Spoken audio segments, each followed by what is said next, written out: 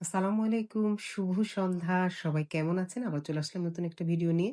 আজকে আমাদের আয়োজনে ছিল সন্ধ্যার চিকেন তন্দুরি, বিফ টিকিয়া, ছিল পরোটা, ছিল সালাদ, আর সাথে আরো ছিল আমাদের জর্দার আয়োজন। জর্দাটাও খুবই চমৎকার হয়েছিল। আর